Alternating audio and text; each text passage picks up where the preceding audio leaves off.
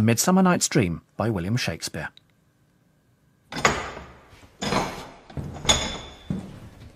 Now, fair Hippolyta, our nuptial hour draws on apace. 4 happy days bring in another moon.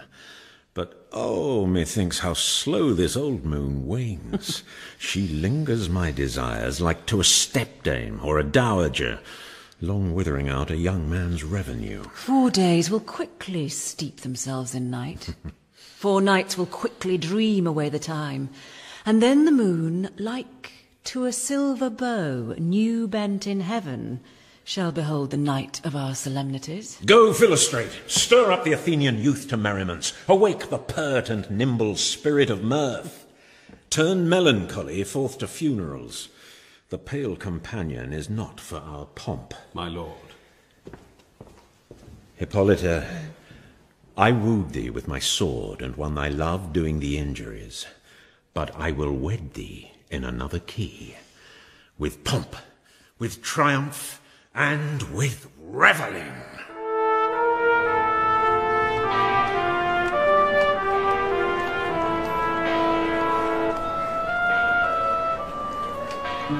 A Midsummer Night's Dream by William Shakespeare, starring Leslie Sharp as Titania, Toby Stevens as Oberon, Freddie Fox as Puck, and Roger Allam as Nick Bottom.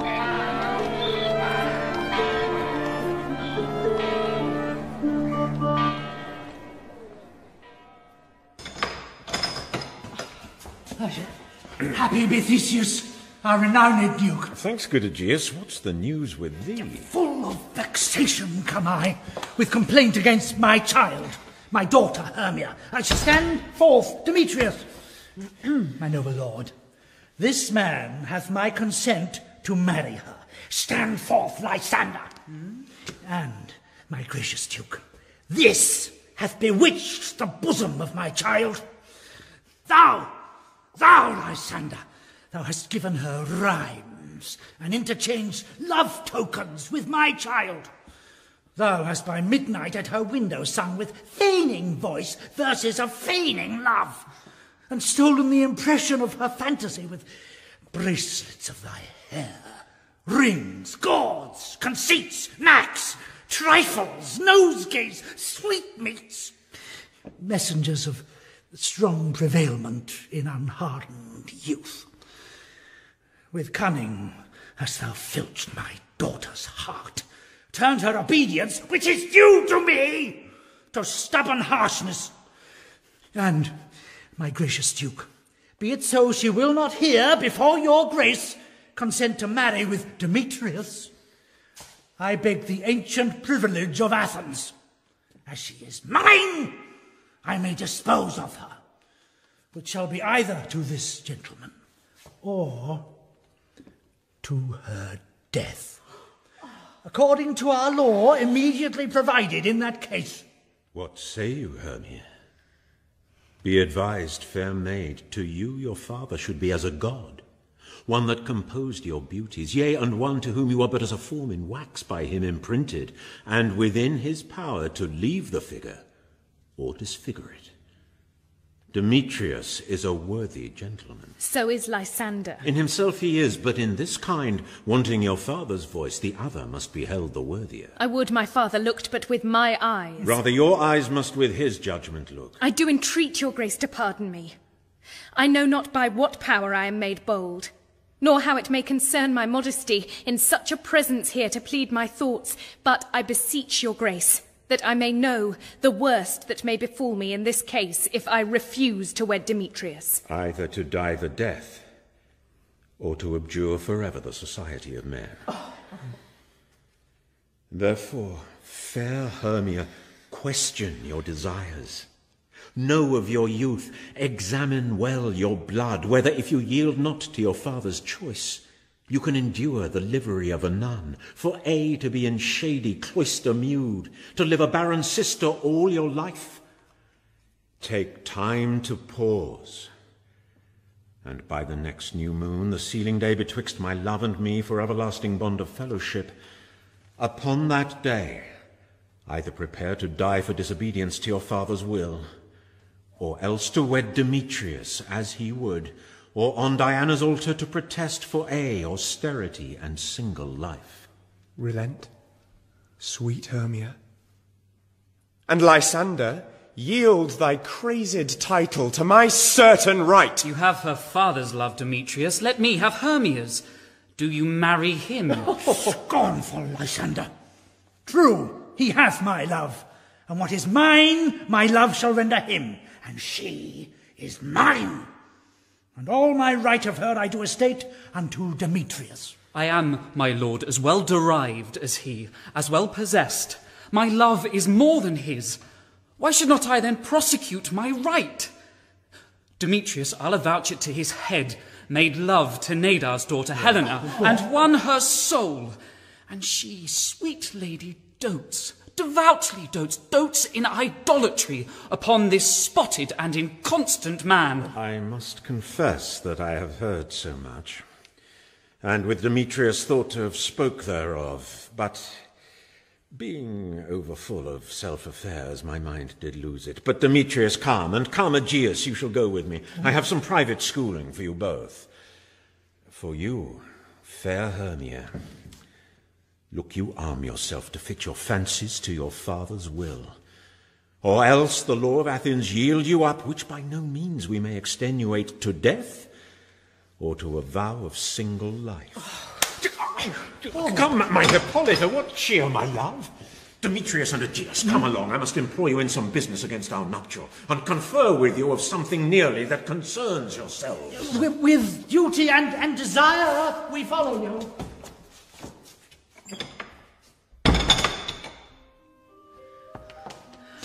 How now, my love? Why is your cheek so pale? How chances the roses there do fade so fast?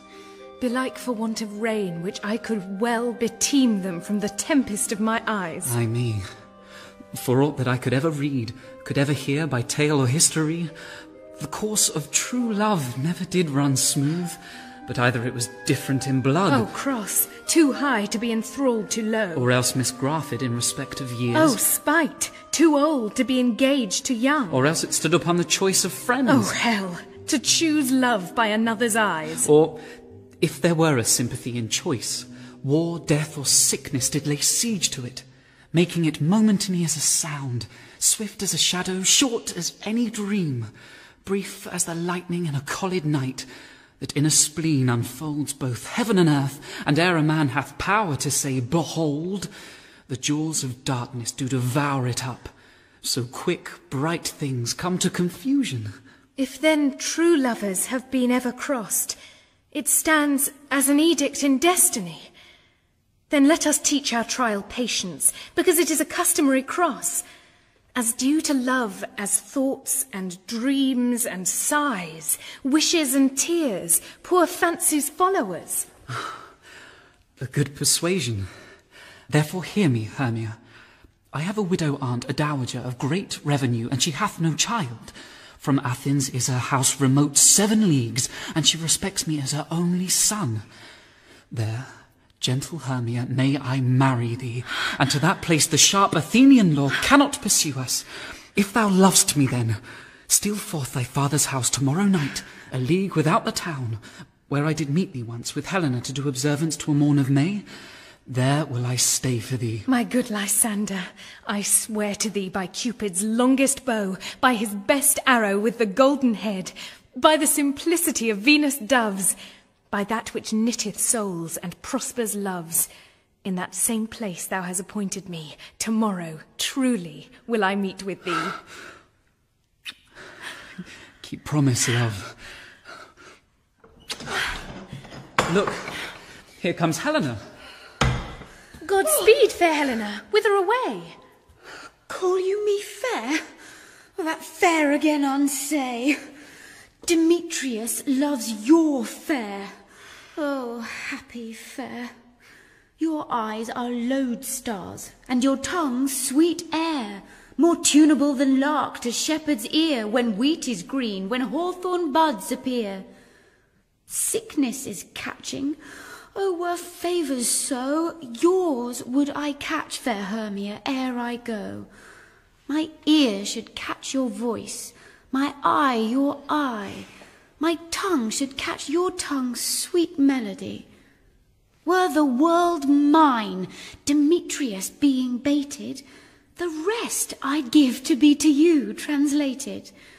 Oh, teach me how you look, and with what art you sway the motion of Demetrius' heart. I frown upon him, yet he loves me still. Oh, that your frowns would teach my smiles such skill. I give him curses, yet he gives me love. Oh, that my prayers could such affection move. The more I hate, the more he follows me. The more I love, the more he hateth me. His folly, Helena, is no fault of mine. None but your beauty. Would that fault were mine. Take comfort. He no more shall see my face. Lysander and myself will fly this place. Before the time I did Lysander see, seemed Athens as a paradise to me. Oh, then what graces in my love do dwell, that he hath turned a heaven into hell. Helen, to you our minds we will unfold. Tomorrow night, when Phoebe doth behold her silver visage in the watery glass, decking with liquid pearl the bladed grass, a time that lovers' flights doth still conceal, through Athens' gates have we devised to steal. And in the wood where often you and I upon faint primrose beds were wont to lie, emptying our bosoms of their counsel sweet, there my Lysander and myself shall meet. And thence from Athens turn away our eyes to seek new friends and stranger companies. Farewell, sweet playfellow. Pray thou for us, and good luck grant thee thy Demetrius. Keep word, Lysander. We must starve our sight from lovers' food till morrow deep midnight. I will, my Hermia. Helena, adieu. As you on him, Demetrius dote on you.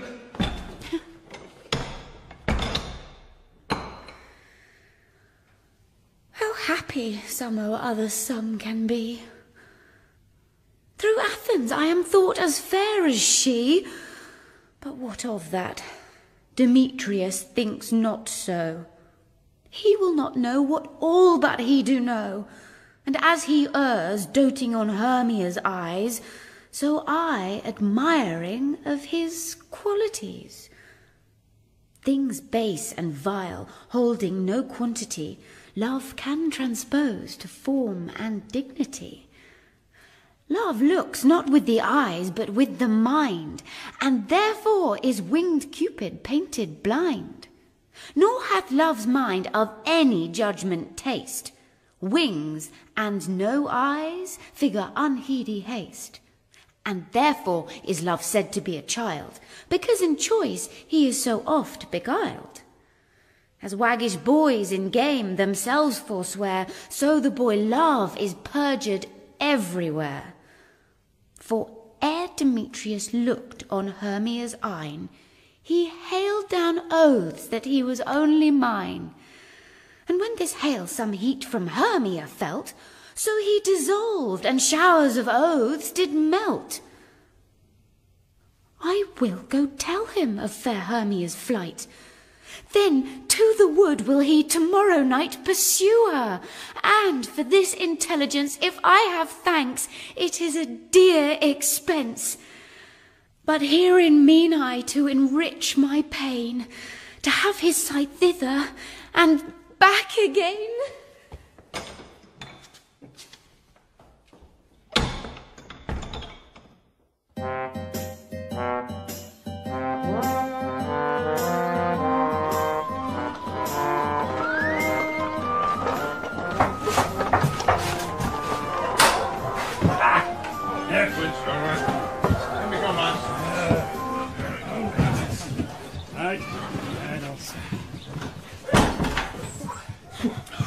Is all our company here? You were best to call them generally man by man according to the script. Here is the scroll of every man's name which is thought fit through all Athens to play in our interlude before the Duke and Duchess on his wedding day at night. First, good Peter Quince, say what the play treats on, then read the names of the actors, and so grow to a point. Mary, our play is the most lamentable comedy and most cruel death of Pyramus and Thisbe. A very good piece of work, I assure you, and a merry. Now, good Peter Quince, call forth your actors by the scroll. Masters, spread yourselves. Answer as I call you. Nickbottom the Weaver. Ready? Name what part I'm for and proceed. You, Nickbottom, are set down for Pyramus. But what is Pyramus? A lover or a tyrant? A lover that kills himself most gallant for love. That will ask some tears in the true performing of it. If I do it, let the audience look to their eyes. I will move storms. I will condole in some measure. For the rest, yet my chief humour is for a tyrant. I could play Hercules rarely, or a part to tear a cat in to make all split. The raging rocks and shivering shocks shall break the locks of prison gates. And Phoebus' car shall shine from far and make and mar the foolish face. This was lofty. Now name the rest of the players. This is Hercules' vein, a tyrant's vein. A lover is more condoling. Francis Flute, the bellows mender. Here, Peter Quince. Flute, you must take Thisbe on you. What is Thisbe? A wandering knight? It is the lady that Pyramus must love. Nay, faith, let me not play a woman. I have a beard. Coming. That's all one. You shall play the mask, and you may speak as small as you will. But I may hide my face. Let me play Thisbe too. I'll speak in a monstrous little voice. Thisne, Thisne. Ah, Pyramus, my lover dear, thy Thisbe dear and lady dear. No, you must play Pyramus, and Flute, you Thisbe. Well, proceed. Robin Starveling, the tailor. Here, Peter Quince. Robin Starveling, you must play Thisbe's mother. Tom Snout, the tinker. Here, Peter Quince. You, Pyramus' father. Myself, Thisbe's father. Snug, the joiner. Aye. You, the lion's part. And I hope here is a play fitted. Have you the lion's part written? Pray you, if it be, give it me, for I am slow of study. You may do it extempore, for it is nothing but roaring. Let me play the lion too. I will roar, that I will do any man's heart good to hear me.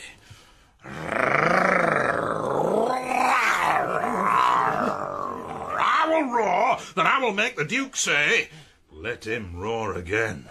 Let him roar again. And you should do it.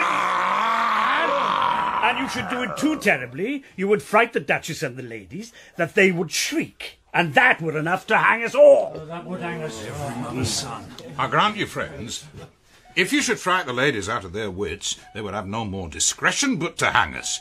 But I will aggravate my voice so that I will roar you as gently as any sucking dove.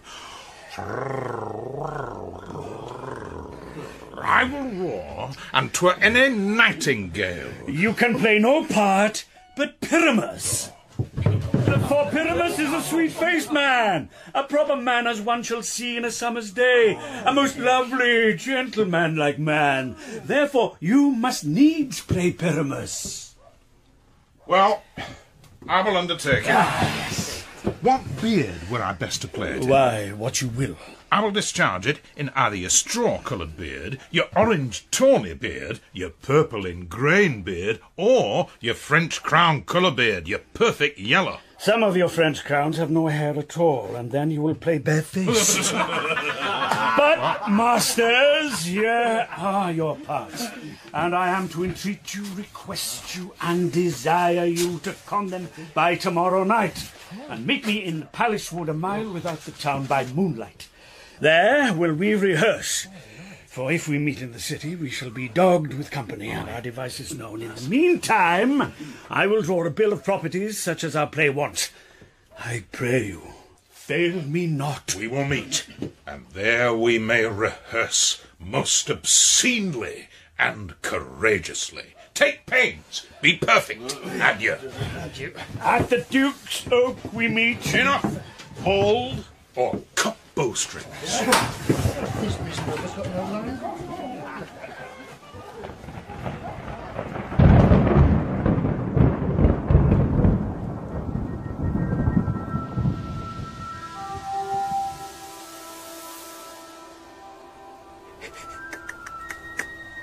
How now, spirit? Whither wander you? Over hill, over dale, thorough bush, thorough briar, over park, over pale, thorough flood, thorough fire. I do wander everywhere, swifter than the moon's sphere. And I serve the fairy queen, to dew her orbs upon the green. The cowslips tall her pensioners be, in their gold coats spots you see. Those be rubies, fairy favours, in those freckles live their savours. I must go seek some dewdrops here, and hang a pearl in every cowslip's ear.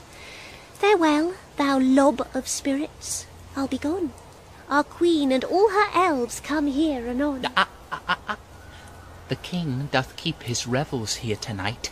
Take heed the queen come not within his sight, for Oberon is passing full of wrath, because that she, as her attendant, hath a lovely boy stolen from an Indian king. She never had so sweet a changeling, and jealous Oberon would have the child, knight of his train, to trace the forests wild, but she perforce withholds the loved boy, crowns him with flowers, and makes him all her joy, and now they never meet, in grove or green, by fountain clear or spangled starlight sheen, but they do square, that all their elves for fear creep into acorn cups and hide them there. Either I mistake your shape and making quite, or else you are that shrewd and knavish sprite called Robin Goodfellow. Are not you he that frights the maidens of all the villagery? Skim milk, and sometimes labour in the quern, and bootless make the breathless housewife churn, and sometimes make the milk to bear no balm, mislead night wanderers laughing at their harm. Those that hobgoblin call you, and sweet Puck, you do their work, and they shall have good luck. Are not you he? Thou speak'st aright. I am that merry wanderer of the night. I jest to Oberon and make him smile, when I a fat and bean-fed horse beguile, neighing in likeness of a filly foal, and sometimes lurk I in a gossip's bowl, in the very likeness of a roasted crab, and when she drinks against her lips I bob, and on her withered dewlap pour the ale. But the wisest aunt, telling the saddest tale, sometime for 3-foot stool mistaketh me. Then I slip from her bum, down topples she, and Taylor cries and falls into a cough, and then the whole choir hold their hips and laugh, and waxen in their mirth and knees, and swear a merrier hour was never wasted there. But rum, fairy, here comes Oberon. And here my mistress, would that he were gone.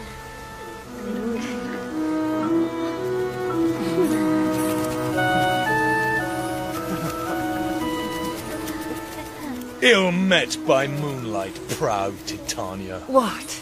Jealous Oberon? Fairy, skip hence. I have forsworn his bed and company. Tarry, rash wanton! Am not I thy lord? Then I must be thy lady. But I know when thou hast stolen away from fairyland, and in the shape of Corin sat all day, playing on pipes of corn and versing love to amorous Philid.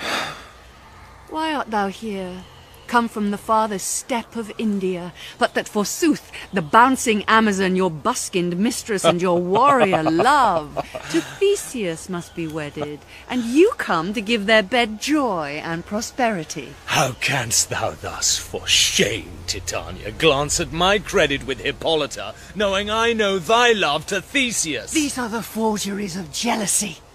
And never since the middle summer's spring met we on hill, in dale, forest or mead, by paved fountain or by rushy brook, or in the beached margins of the sea, to dance our ringlets to the whistling wind. But with thy brawls thou hast disturbed our sport.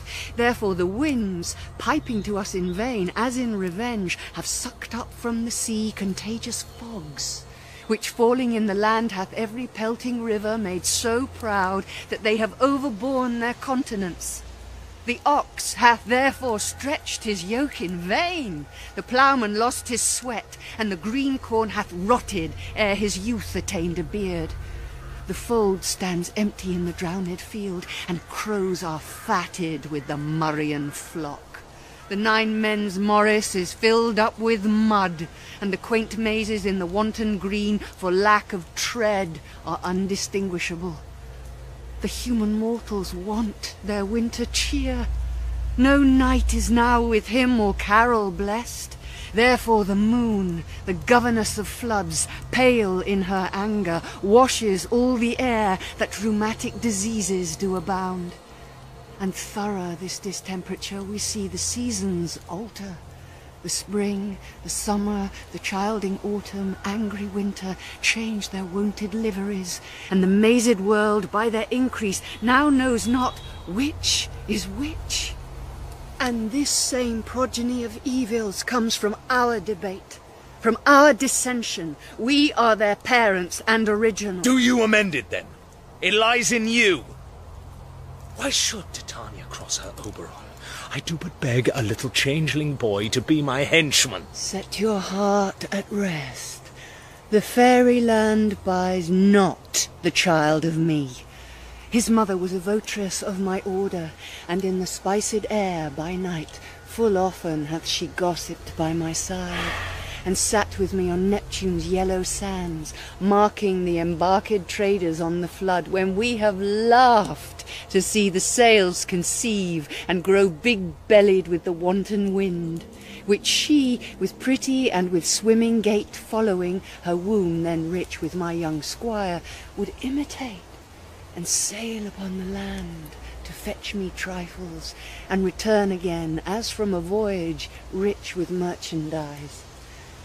But she, being mortal, of that boy did die. And for her sake do I rear up her boy, and for her sake I will not part with him. How long within this wood intend you stay? Perchance till after Theseus' wedding day. If you will patiently dance in our round, and see our moonlight revels, go with us.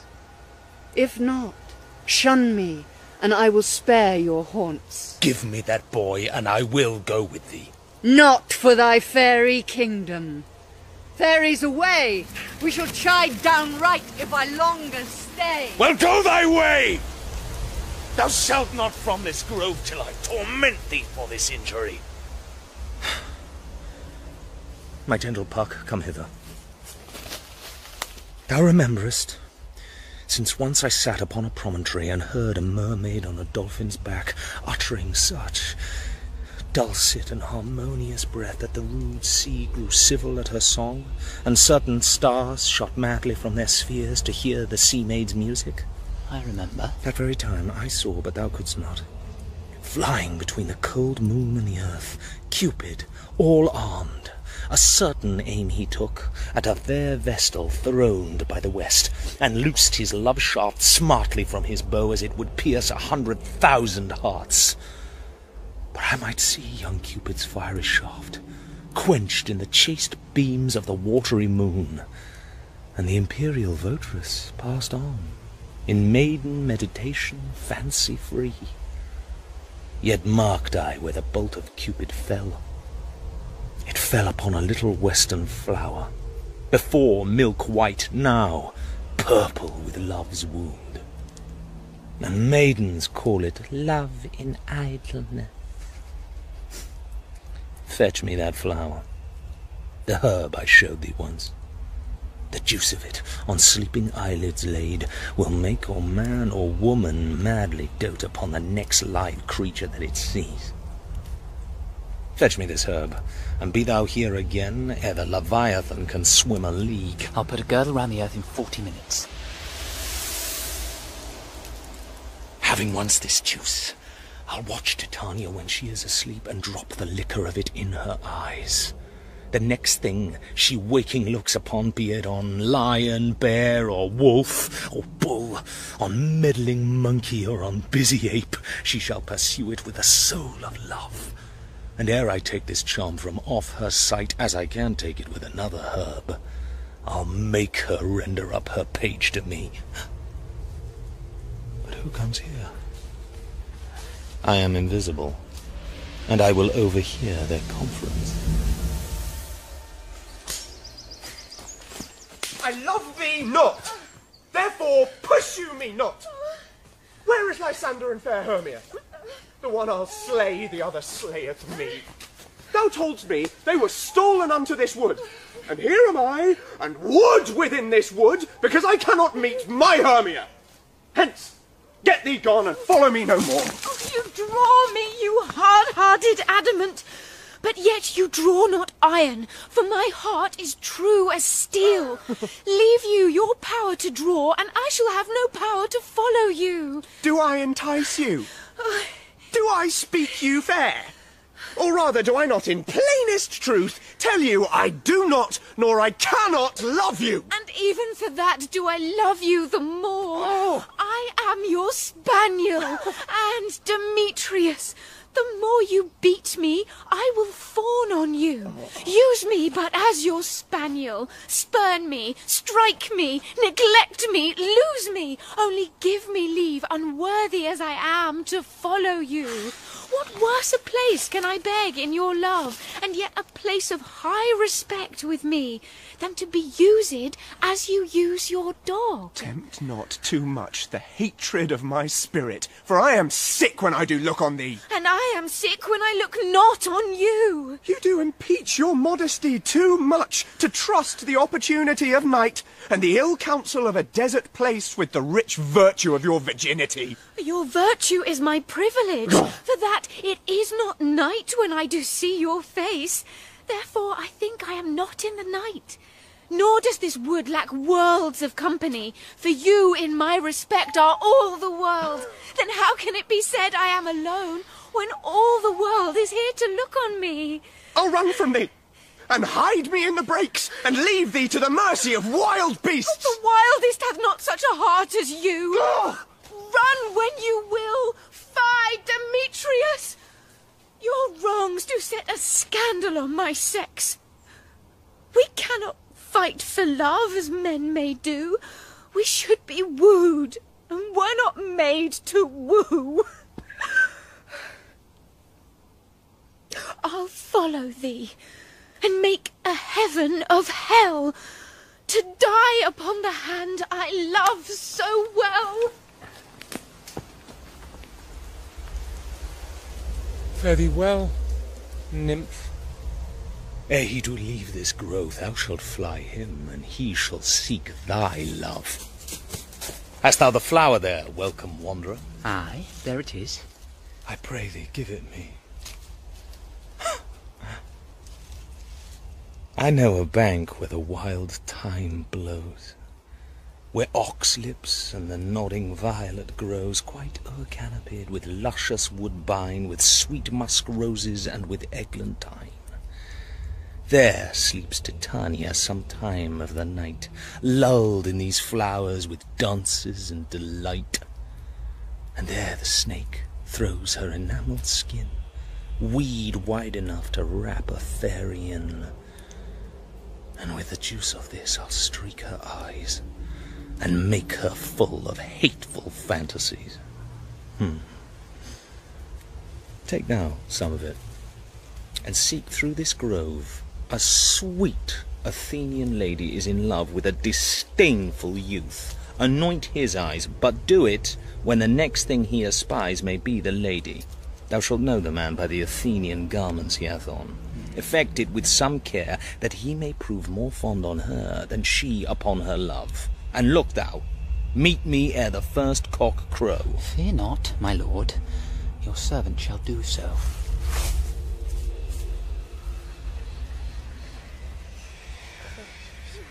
Come, now a roundel and a fairy song. Then for the third part of a minute, hence. Some to kill cankers in the musk rose buds. Some war with rear mice for their leathern wings to make my small elves coats. And some keep back the clamorous owl that nightly hoots and wonders at our quaint spirits. Sing me now asleep, then to your offices, and let me rest.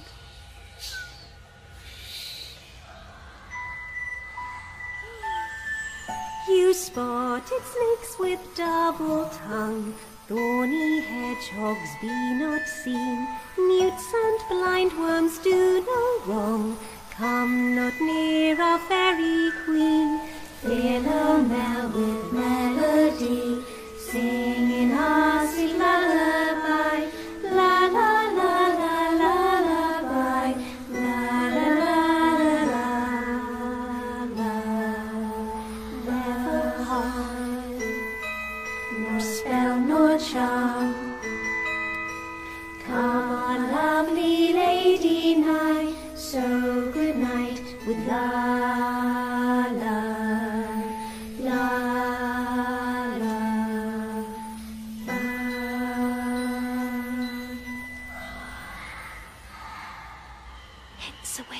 Now all is well.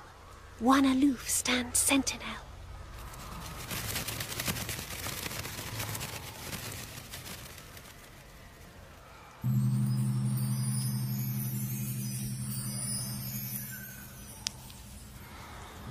What thou seest when thou dost wake, do it for thy true love take.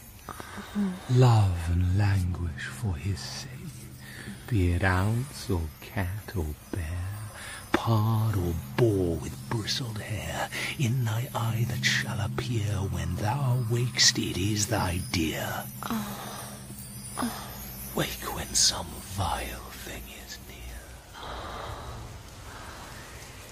near. Oh, fair love. Oh, you faint with wandering in the wood, and to speak truth, I have forgot our way. We'll rest us, Hermia, if you think it good, and tarry for the comfort of the day. Be it so, Lysander. Find you out a bed, for I, upon this bank, will rest my head. One turf shall stand as pillow for us both. One heart, one bed, two bosoms, and one troth. Nay, gentle friend, for love and courtesy lie further off in human modesty. Such separation, as may well be said, becomes a virtuous bachelor and a maid. So far be distant, and good night, sweet friend. Thy love ne'er alter till thy sweet life end. Amen, amen to that fair prayer, say I. And then end life when I end loyalty. Here is my bed. Sleep, give thee all his rest. With half that wish the wisher's eyes be pressed.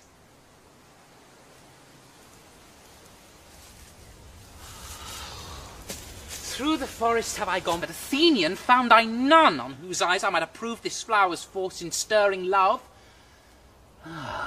Night and silence. Who is here?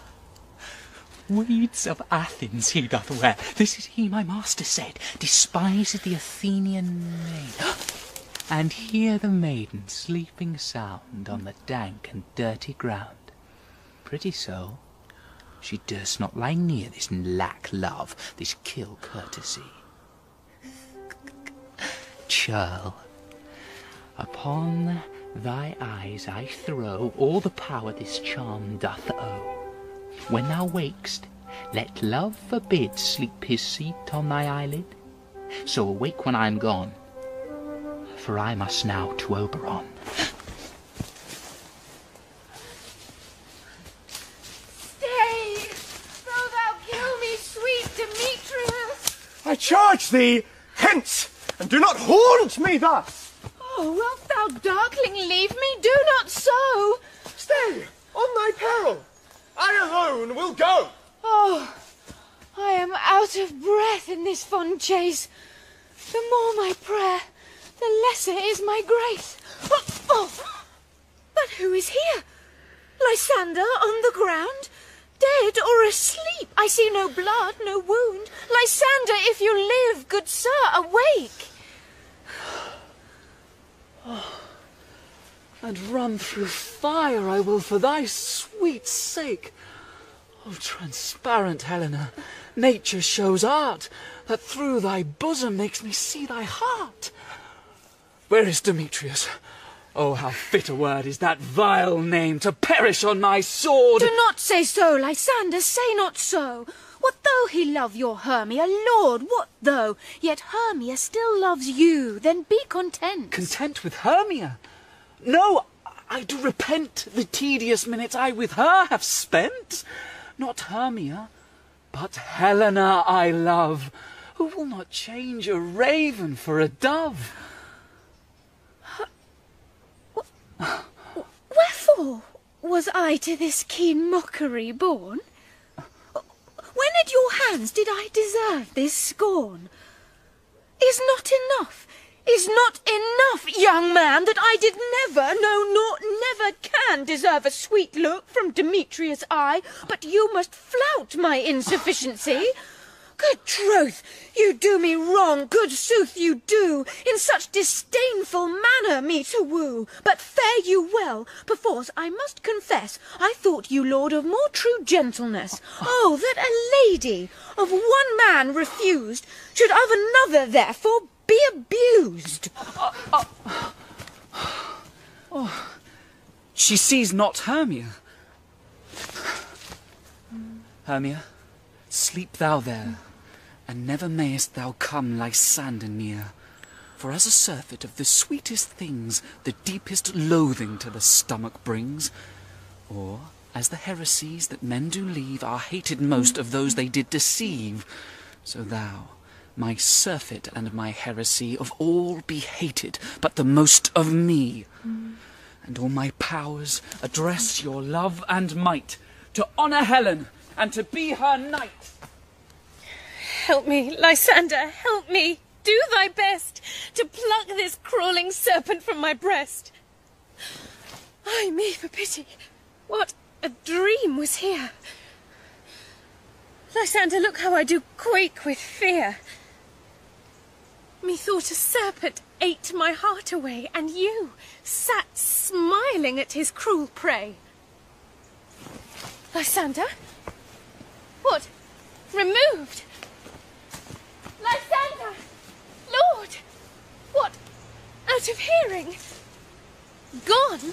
No sound, no word? Alack, where are you? Speak, and if you hear, speak of all loves. I swoon almost with fear. No.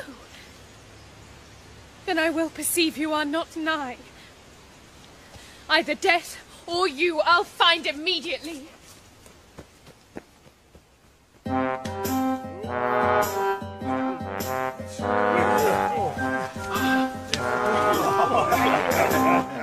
we all met? Bad. And here's a marvellous convenient place for our rehearsal. This green plot shall be our stage. This hawthorn brake, our tiring house. And we will do it in action as we will do it before the Duke. Peter Quince. What sayest thou, Bully Bottom? There are things in this comedy of Pyramus and Thisbe that will never please. First, Pyramus must draw a sword to kill himself, which the ladies cannot abide. How answer you that? Our lake in a parlous fear. I believe we must leave the killing out when all is done. What? Not a whit. I have a device to make all well. Write me a prologue, and let the prologue seem to say we will do no harm with our swords, and that Pyramus is not killed indeed. And for the more better assurance, tell them that I, Pyramus, am not Pyramus, but Bottom the Weaver. This will put them out of all fear. Well, we will have such a prologue, and it shall be written in 8 and 6. No, make it 2 more. Let it be written in 8 and 8. Oh, will not the ladies be afeard of the lion? Well, I fear it, I promise you. Masters, you ought to consider with yourself to bring in, God shield us, a lion among ladies is a most dreadful thing. For there is not a more fearful wildfowl than your lion living, and we ought to look to't. Therefore, another prologue must tell he is not a lion. Nay, you must name his name, and half his face must be seen through the lion's neck, and he himself must speak through, saying thus, or to the same defect, ladies, or fair ladies, I would wish you, or I would request you, or I would entreat you not to fear, not to tremble, my life for yours. If you think I come hither as a lion, it were pity of my life. No, I am no such thing. I am a man, as other men are, and there indeed. Let him name his name and tell them plainly he is Snug the joiner. Well, it shall be so, but there is two hard things. That is, to bring the moonlight into a chamber, for you know, Pyramus and Thisbe meet by moonlight. What doth the moon shine that night we play our play? A calendar, look in the almanac. Find out moonshine, find out moonshine. Yes, it doth shine that night. Aye! Then you may leave a casement of the great chamber window where we play open, and the moon may shine in at the casement. Or else one must come in with a bush of thorns and a lantern and say he comes to disfigure or to present the person of moonshine. Then there is another thing. We must have a wall in the great chamber. For Pyramus and Thisbe, says the story, did talk through the chink of a wall. Well, you can never bring in a wall. What say you, Bottom? Some man or other must present wall. And let him have some plaster or some loam or some rough cast about him to signify wall. And let him hold his fingers thus, and through that cranny shall Pyramus and Thisbe whisper. If that may be, then all is well. Come, sit down, every mother's son, and rehearse your parts. Pyramus, you begin. When you have spoken your speech, enter into that break, and so every one according to his cue.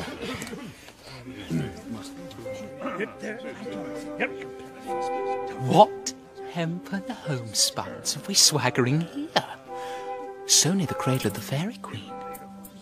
What? A play toward? I'll be an auditor. An actor, too, perhaps, if I see cause. Speak, Pyramus. Thisbe, stand forth. Thisbe, the flowers of odious savours sweet. Odorous. Odorous. Odorous savours sweet. So hath thy breath, my dearest Thisbe dear. But hark! A voice. Stay thou but here a while, and by I will to thee appear. Must I speak now? Aye, marry, must you? For you must understand he goes but to see a noise that he heard, and is to come again.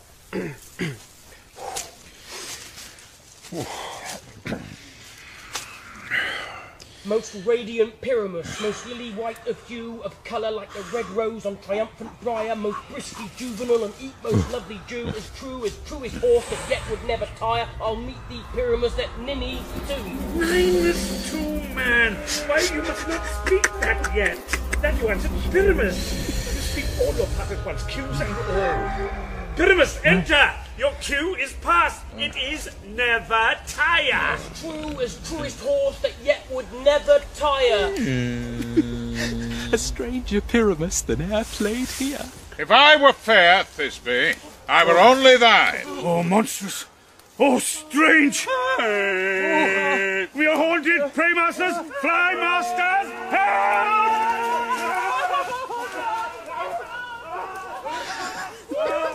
I'll follow you. I'll lead you about, around. Through a bog, through a bush, through a brake, through a briar. Sometime a horse I'll be, sometime a hound, a hog, a headless bear, sometime a fire, and neigh and bark and grunt and roar and burn, like horse, hound, hog, bear, fire at every turn. Why do they run away? This is a knavery of them to make me afeard. Oh, Bottom, thou art changed. What do I see on thee? What do you see? You see an asset of your own, do you? Bless thee, Bottom, bless thee. Thou art translated? I see their knavery. This is to make an ass of me, to fright me if they could. But I will not stir from this place. Do what they can. I will walk up and down here, and I will sing, that they shall hear I am not afraid. The ousel cock so black of hue with orange tawny bill, the throstle with his note so true, the wren with little quill. What angel wakes me from my flowery bed? Some cuckoo cries, whose note full many a man doth bark, and dares not answer. Nay! I pray thee, gentle mortal, sing again.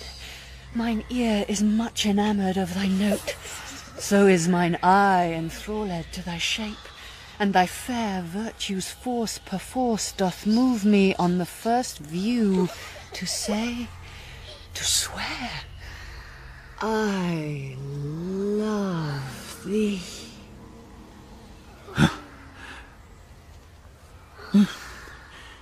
Methinks, mistress, you should have little reason for that.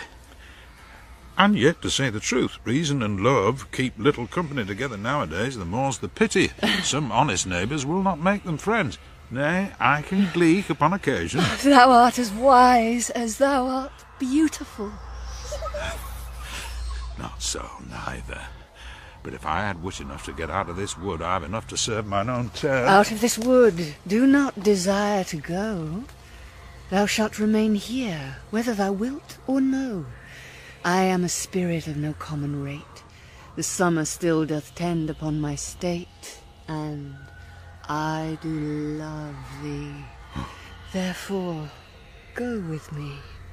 I'll give thee fairies to attend on thee, and they shall fetch thee jewels from the deep, and sing while thou on pressed flowers dost sleep. And I will purge thy mortal grossness so that thou shalt like an airy spirit go. Peaseblossom, Cobweb, Moth, and Mustard Seed.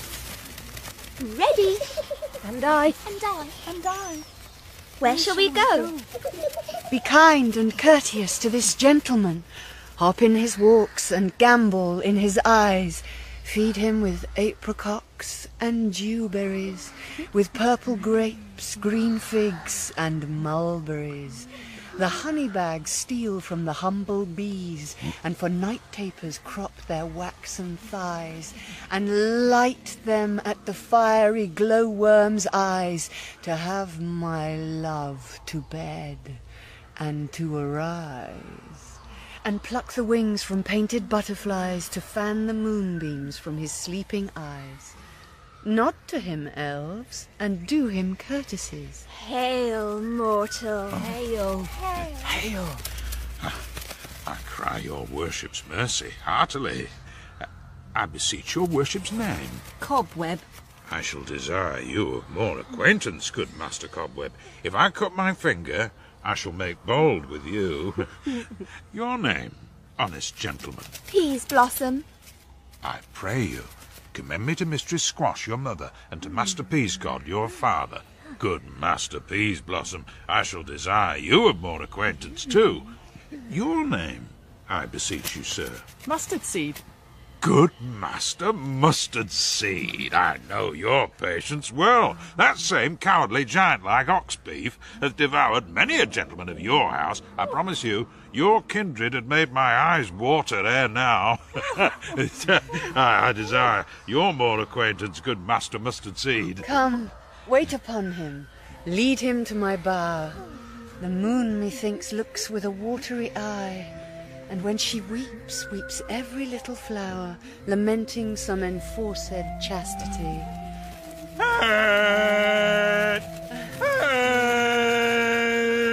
Tie up my love's tongue, bring him silently. I wonder if Titania be awake. Then what it was that next came in her eye, which she must dote on in extremity. Here comes my messenger. How now, mad spirit? What night rule now about this haunted grove? My mistress, with a monster, is in love. Near to her close and consecrated bower, while she was in her dull and sleeping hour, a crew of patches, rude mechanicals, that work for bread upon Athenian stools, were met together to rehearse a play, intended for great Theseus' nuptial day. The shallowest, thick skin of that barren sort who Pyramus presented, in their sport forsook his scene, and entered in a break, when I did him a disadvantage take. An ass's nock I fixed on his head. Anon his Thisbe must be answered, and forth my mimic comes. When they him spy, as wild geese that the creeping fowl eye, or russet painted choughs, many in sort, rising and cawing at the gun's report, sever themselves and madly sweep the sky, so, at his sight, away his fellows fly, and at our stamp, here o'er and o'er one falls, he murder cries, and help from Athens calls. Their sense thus weak, lost with their fears thus strong, made senseless things begin to do them wrong. For briars and thorns at their apparel snatched, some sleeves, some hats, for yielders all things catch, I led them on in this distracted fear, and left sweet Pyramus translated there. When, in that moment, so it came to pass, Titania waked, and straightway loved an ass. This falls out better than I could devise. But hast thou yet latched the Athenian's eyes with the love juice, as I did bid thee do? I took him sleeping, that is finished too. And the Athenian woman by his side, that when he waked of force she must be eyed. Stand close. This is the same Athenian. This is the woman? But not this the man. Oh, why rebuke you him that loves you so? Lay breath so bitter on your bitter foe. Now I but chide, but I should use thee worse. For thou, I fear, hast given me cause to curse. If thou hast slain Lysander in his sleep, being o'ershoes in blood, plunge in the deep and kill me too. The sun was not so true unto the day as he to me. Would he have stolen away from sleeping Hermia? I'll believe as soon this whole earth may be bored, and that the moon may through the centre creep, and so displease her brother's noontide with Antipodes. It cannot be, but thou hast murdered him. So should a murderer look, so dead, so grim. So should the murdered look. And so should I, pierced through the heart with your stern cruelty. Yet you, the murderer, look as bright, as clear as yonder Venus in her glimmering sphere. What's this to my Lysander? Where is he? Ah, good Demetrius, wilt thou give him me? I'd rather give his carcass to my hounds. Out, dog! Out, cur! Thou drivest me past the bounds of maiden's patience. Hast thou slain him, then? What? Henceforth be never numbered among men. Oh, once tell true, even for my sake. Durst thou have looked upon him being awake, and hast thou killed him sleeping? Oh, brave touch! Oh. Could not a worm, an adder, do so much? An adder did it, for with doubler tongue than thine, thou serpent, never adder stung. You spend your passion on a misprized mood. I am not guilty of Lysander's blood. Nor is he dead, for aught that I can tell. I pray thee, tell me then that he is well. And if I could, what should I get therefore? A privilege, never to see me more. And from thy hated presence part I so. See me no more, whether he be dead or no. There is no following her in this fierce vein. Here, therefore, for a while I will remain. So sorrow's heaviness doth heavier grow, for debt that bankrupt sleep doth sorrow owe. Which now, in some slight measure, it will pay, if for his tender here I make some stay.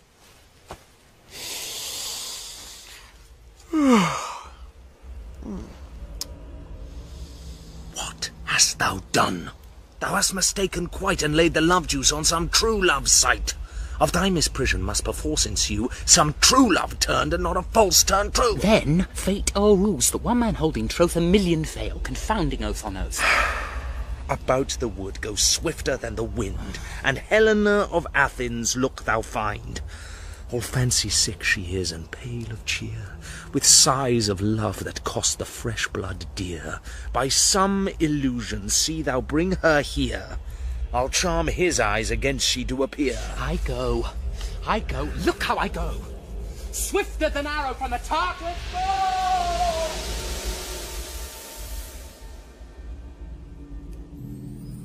Flower of this purple dye, hit with Cupid's archery, sink in apple of his eye. When his love he doth espy, let her shine as gloriously as the Venus of the sky.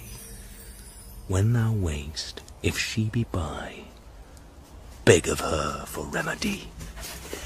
Captain of our fairy band, Helena is here at hand, and the youth mistook by me pleading for a lover's fee. Shall we therefrom pageancy? Lord, what fools these mortals be! Stand aside. The noise they make will cause Demetrius to awake. Then will two at once woo one. That must needs be sport alone. And those things do best please me that befall preposterously. But why should you think that I should woo in scorn? Scorn and derision never come in tears. Look, when I vow, I weep, and vows so born in their nativity, all truth appears. How can these things in me seem scorn to you, bearing the badge of faith to prove them true? You do advance your cunning more and more, when truth kills truth. Oh, devilish holy fray, these vows are Hermia's. Will you give her a? Weigh oath with oath, and you will nothing weigh. Your vows to her and me, put in two scales, will even weigh, and both as light as tails. I had no judgment when to her I swore. Nor none in my mind, now you give her a. Demetrius loves her, and he loves not you. Oh, Helena, goddess, nymph, perfect, divine. To what, my love, shall I compare thine eyne? Crystal is muddy. Oh, how ripe in show thy lips, those kissing cherries tempting grow. Oh, spite! Oh, hell! I see you are all bent to set against me for your merriment. If you were civil and knew courtesy, you would not do me thus much injury. Can you not hate me, as I know you do, but you must join in souls to mock me too? You are unkind, Demetrius, be not so, for you love Hermia, this you know I know. Lysander, keep thy Hermia, I will none. If e'er I loved her, all that love is gone. My heart to her but as guest-wise sojourned, and now to Helen is it home returned, there to remain. Helen, it is not so! Disparage not the faith thou dost not know, lest to thy peril thy abye it dear. Look where thy love comes, yonder is thy dear. Dark night, that from the eye his function takes, the ear more quick of apprehension makes. Wherein it doth impair the seeing sense, it pays the hearing double recompense. Thou art not by mine eye, Lysander, found. Mine ear, I thank it, brought me to thy sound. But why, unkindly, didst thou leave me so? Why should he stay, whom love doth press to go? What love could press Lysander from my side? Lysander's love? That would not let him bide fair Helena, who more engilds the night than all you fiery O's and eyes of light. Why seek'st thou me? Could not this make thee know the hate I bear thee made me leave thee so? You speak not as you think. It cannot be. Lo, she is one of this confederacy. Now I perceive they have conjoined all three to fashion this false sport in spite of me. Stay, gentle Helena, hear my excuse. My love, my life, my soul, fair Helena. Oh, excellent. Sweet, do not scorn her so. If she cannot entreat, I can compel. Thou canst compel no more than she entreat. Thy threats have no more strength than her weak prayers. Helen, I love thee, by my life I do. I swear by that which I will lose for thee, to prove him false that says I love thee not. I say I love thee more than he can do. If thou say so, withdraw, and prove it too. Quick, come! Lysander, where to tends all this? Away, you Ethiop! No, he'll seem to break loose. Take on as you would follow, but yet come not. You are a tame man. Go! Hang off, thou cat, thou bird, vile thing, let loose, or I will shake thee from me like a serpent. Why are you grown so rude? What change is this? Sweet love! My love! Out, tawny Tartar, out, loathed medicine, oh, hated potion, hence! Do you not jest? Yes, sooth, and so do you. Demetrius, I will keep my word with thee. I would I had your bond. For I perceive a weak bond holds you. I'll not trust your word. What, should I hurt her? Strike her, kill her dead? Although I hate her, I'll not harm her so. What, can you do me greater harm than hate? Hate me? Wherefore? Oh me, what news, my love? Am not I Hermia? Are not you Lysander? I am as fair now as I was erewhile. Since night you loved me, yet since night you left me. Why, then you left me, oh the gods forbid, in earnest, shall I say? I, by my life, and never did desire to see thee more. Therefore be out of hope, of question, of doubt. Be certain, nothing truer, 'tis no jest, that I do hate thee and love Helena. Oh me, you juggler, you Crankerblossom, you thief of love. What, have you come by night and stolen my love's heart from him? Fine, if faith. Have you no modesty, no maiden shame, no touch of bashfulness? What, will you tear impatient answers from my gentle tongue? Fie, you counterfeit, you puppet, you! Puppet? Why so? Aye, that way goes the game. Now I perceive that she hath made compare between our statures. She hath urged her height, and with her personage, her tall personage, her height, forsooth, she hath prevailed with him. And are you grown so high in his esteem, because I am so dwarfish and so low? How low am I, thou painted maypole? Speak! How low am I? I am not yet so low, but that my nails can reach unto thine eyes! I pray you, though you mock me, gentlemen, let her not hurt me. I was never cursed. I have no gift at all in shrewishness. I am a right maid for my cowardice. Let her not strike me. You perhaps may think, because she is something lower than myself, that I can match her. Lower, hark again! Be not afraid. She shall not harm thee, Helena. No, sir, she shall not, though you take her part. Oh, when she is angry, she is keen and shrewd. She was a vixen when she went to school, and though she be but little, she is fierce. Little again, nothing but low and little.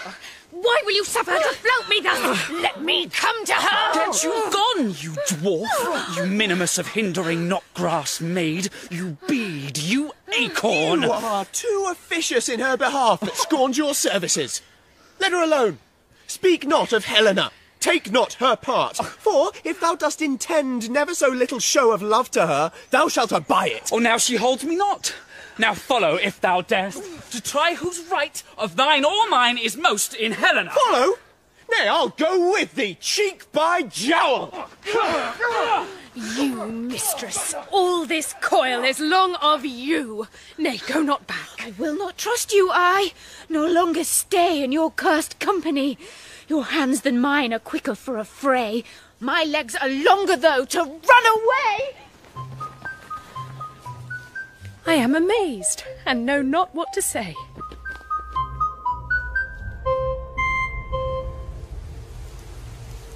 This is thy negligence. Still thou mistakest, or else commits thy knaveries wilfully. Believe me, King of Shadows, I mistook.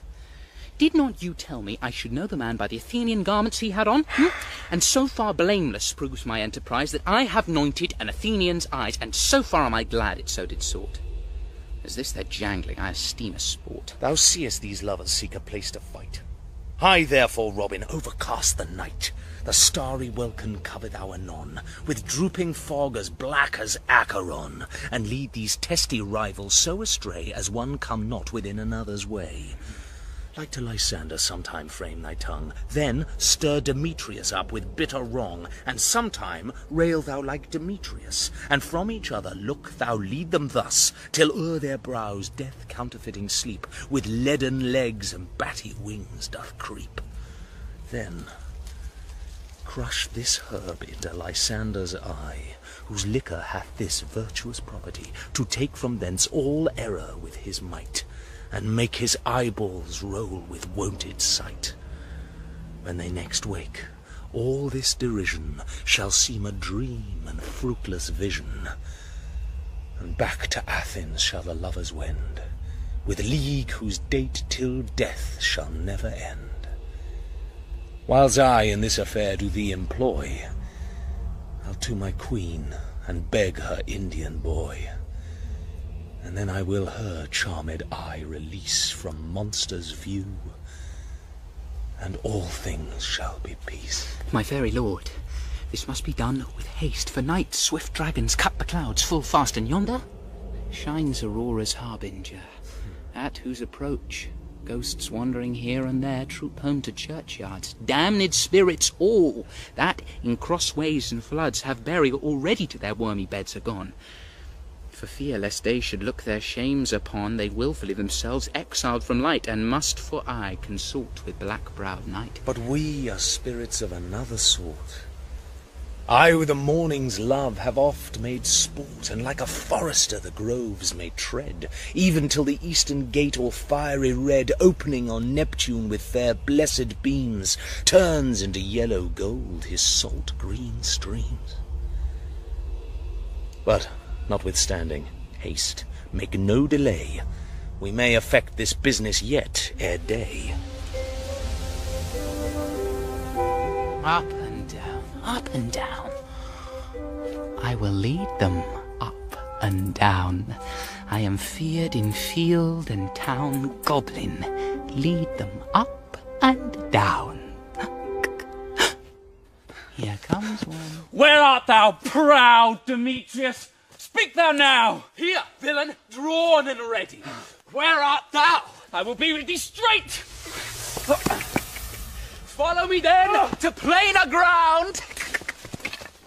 Lysander! Speak again! Thou runaway! Thou coward! Art thou fled? Speak in some bush! Where dost thou hide thy head? Thou coward! Art thou bragging to the stars, telling the bushes that thou look'st for wars, and wilt not come? Come, recreant, come, thou child! I'll whip thee with a rod. He is defiled that draws a sword on thee. Yea, art thou there? Follow my voice. We'll try no manhood here. Oh, he goes before me and still dares me on. When I come where he calls, then he is gone. The villain is much lighter heeled than I. I followed fast, but faster he did fly. Oh, that fallen am I in dark uneven way, and here will rest me. Come, thou gentle day, for if but once thou show me thy grey light, I'll find Demetrius and revenge this spite. Oh, coward! Why comest thou not? Abide me, if thou darest. For well I wot thou runnest before me, shifting every place, and darest not stand, nor look me in the face. Where art thou now? Come hither. I am here. Nay, then thou mock'st me. Thou shalt buy this dear, if ever I thy face by daylight see. Now, go thy way. Faintness constraineth me to measure out my length on this cold bed. By day's approach, look to be visited.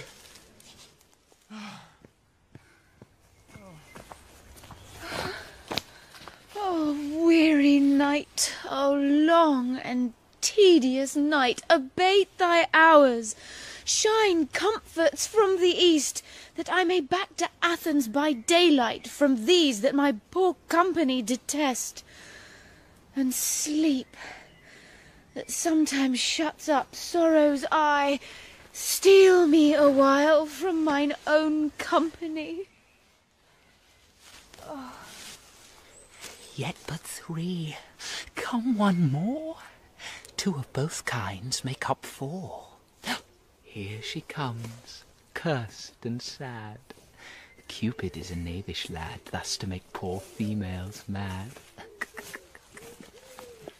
Never so weary, never so in woe, bedabbled with the dew and torn with briars. I can no further crawl, no further go. My legs can keep no pace with my desires. Here will I rest me till the break of day. Heavens shield Lysander if they mean a fray. On the ground sleep sound. I'll apply to your eye, gentle lover, remedy. When thou wakest, thou takest true delight in the sight of thy former lady's eye, and the country proverb known that every man should take his own, in your waking shall be shown. Jack shall have Gill, naught shall go ill. The man shall have his mare again, and all shall be well.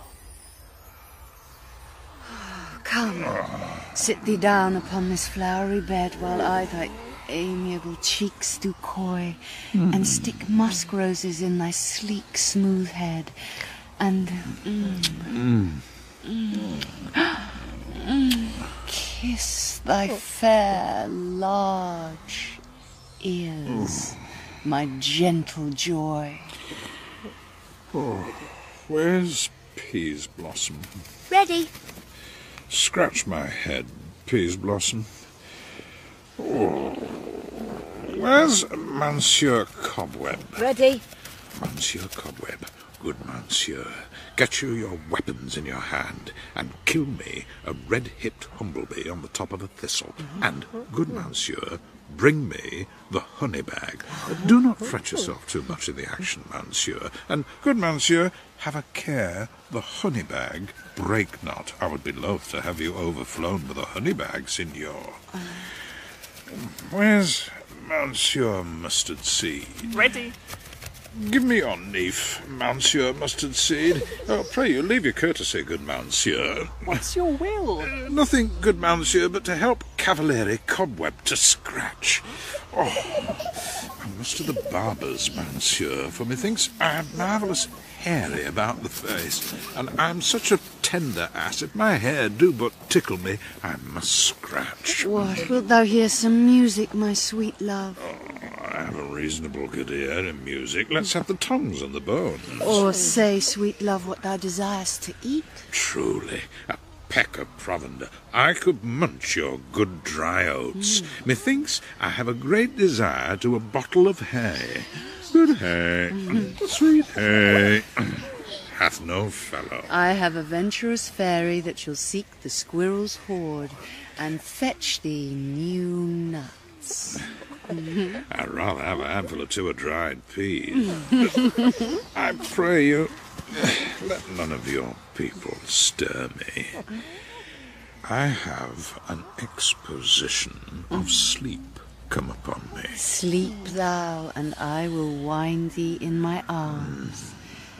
Fairies, be gone, and be always away.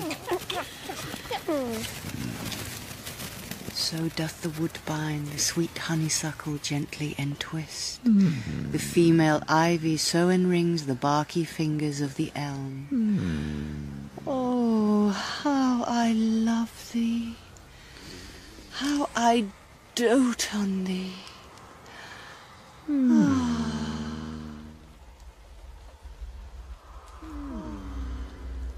Welcome, good Robin. Seest thou this sweet sight? A dotage now I do begin to pity. for meeting her of late behind the wood, seeking sweet favours from this hateful fool. I did upbraid her and fall out with her, for she his hairy temples then had rounded with coronet of fresh and fragrant flowers. And that same dew which sometime on the buds was wont to swell like round and orient pearls stood now within the pretty floweret's eyes like tears that did their own disgrace bewail. When I had at my pleasure taunted her, and she in mild terms begged my patience, I then did ask of her changeling child, which straight she gave me, and her fairies sent to bear him to my bower in fairyland. And now I have the boy. I will undo this hateful imperfection of her eyes. And gentle Puck, take this transformed scalp from off the head of this Athenian swain, that he awaking when the others do may all to Athens back again repair, and think no more of this night's accidents but as the fierce vexation of a dream. But first I will release the fairy queen.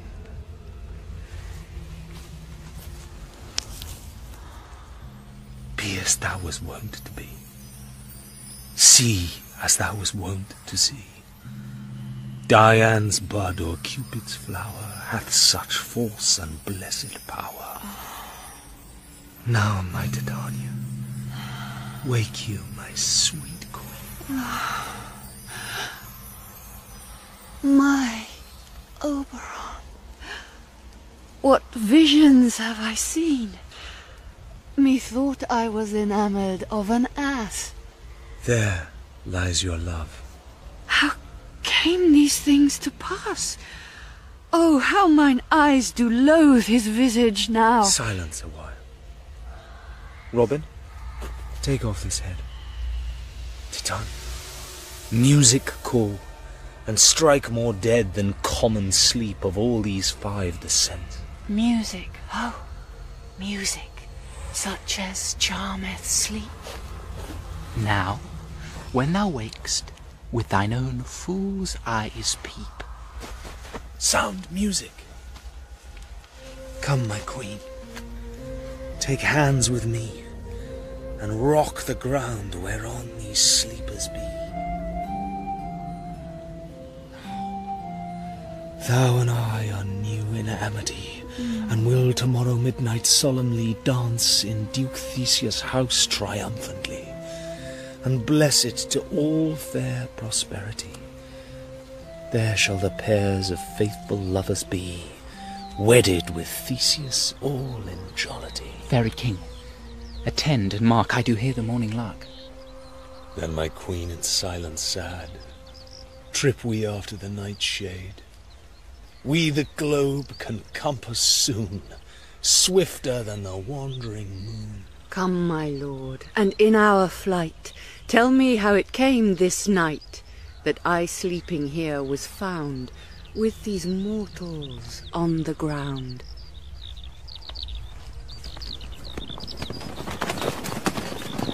Go, one of you, find out the forest. For now our observation is performed, and since we have the wayward of the day, my love shall hear the music of my hounds. Uncouple in the western valley, let them go. Dispatch, I say, and find the forest there. We will, fair queen, up to the mountain's top, and mark the musical confusion of hounds and echo in conjunction. I was with Hercules and Cadmus once, when, in a wood of Crete, they bayed the bear with hounds of Sparta. Never did I hear such gallant chiding. For besides the groves, the skies, the fountains, every region near, seemed all one mutual cry. I never heard so musical a discord, such sweet thunder. My hounds are bred out of the Spartan kind, so flued, so sanded, and their heads are hung with ears that sweep away the morning dew, crook-kneed and dew-lapped like Thessalian bulls, slow in pursuit, but matched in mouth like bells, each under each. A cry more tunable was never hollered to nor cheered with horn in Crete, in Sparta, nor in Thessaly. Judge when you hear.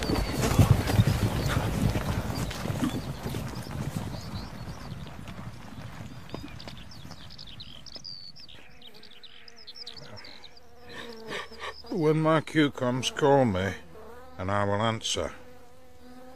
My next is most fair Pyramus.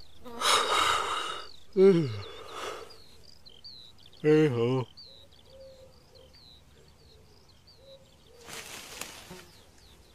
Peter Quince. Flute the bellows, Mender.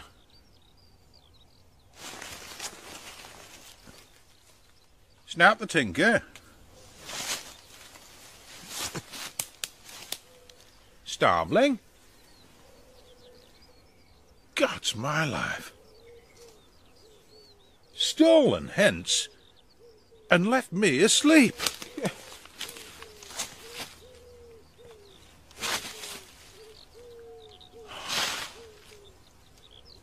I have had a most rare vision. I have had a dream.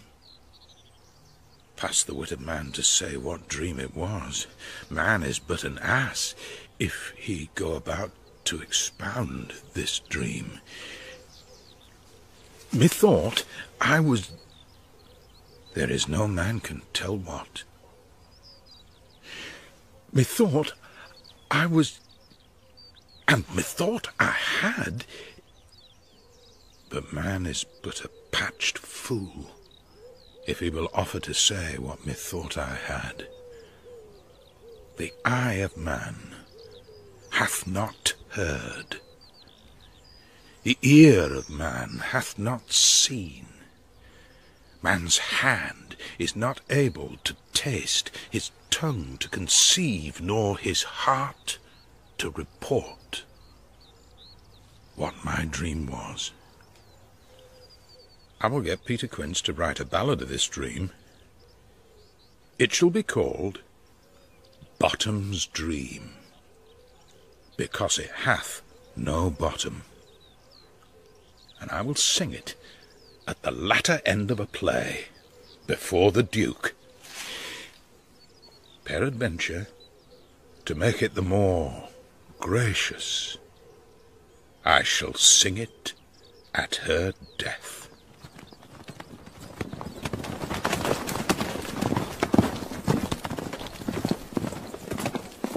But soft, what nymphs are these? Oh, my lord. This is my daughter, here asleep. And this... Lysander. And this Demetrius is. This... Helena? Oh, nay, does Helena. I wonder if they're being here together. No doubt they rose up early to observe the rite of May, and hearing our intent, came here in grace of our solemnity. But speak, Aegeus, is not this the day that Hermia should give answer of her choice? It is, my lord. Go bid the huntsmen wake them with their horns.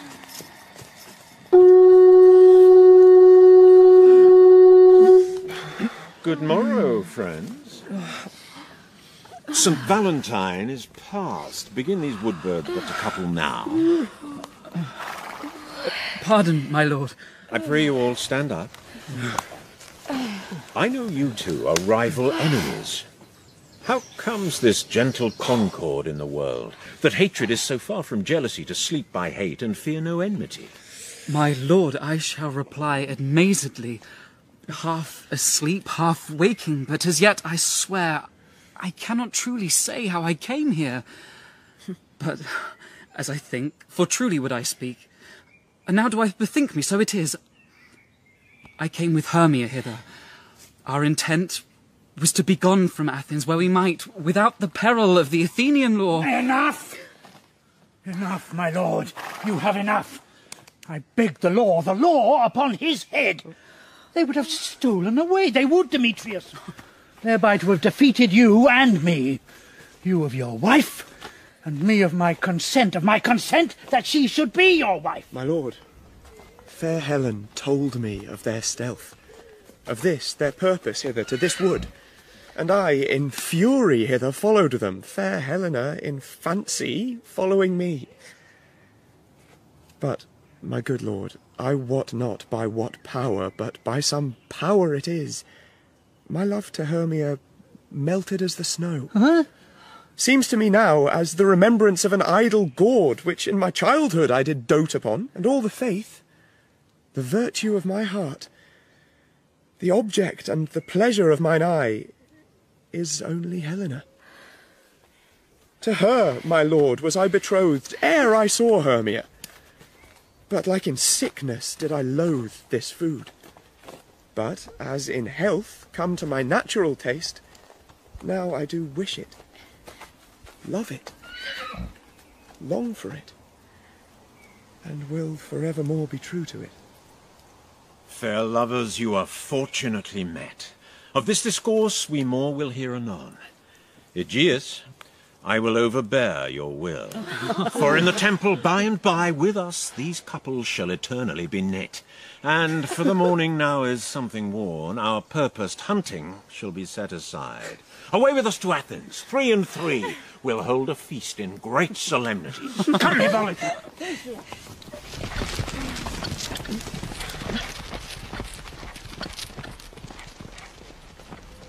These things seem small and undistinguishable, like far-off mountains turned into clouds. Methinks I see these things with parted eye, when everything seems double. So methinks. And I have found Demetrius like a jewel, mine own and not mine own. Are you sure that we are awake? It seems to me that yet we sleep, we dream. Do not you think the Duke was here and bid us follow him? Yea, and my father. And Hippolyta. And he did bid us follow to the temple. Why then, we are awake. Let's follow him. And by the way, let us recount our dreams.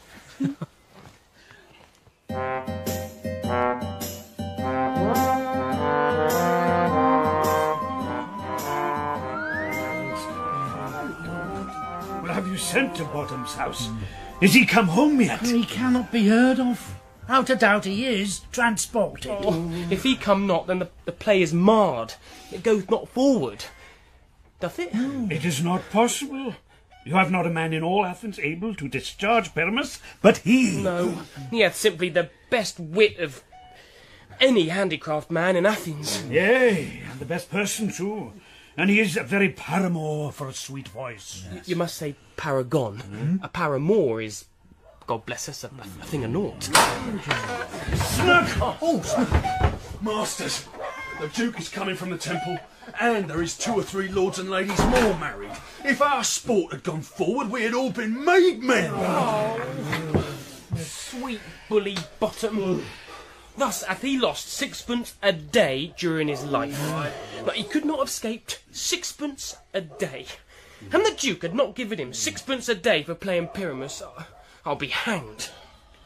He would have deserved it. 6pence a day in Pyramus or nothing. Oh, yeah, that's sure. Where are these lads? What's that? Where are these?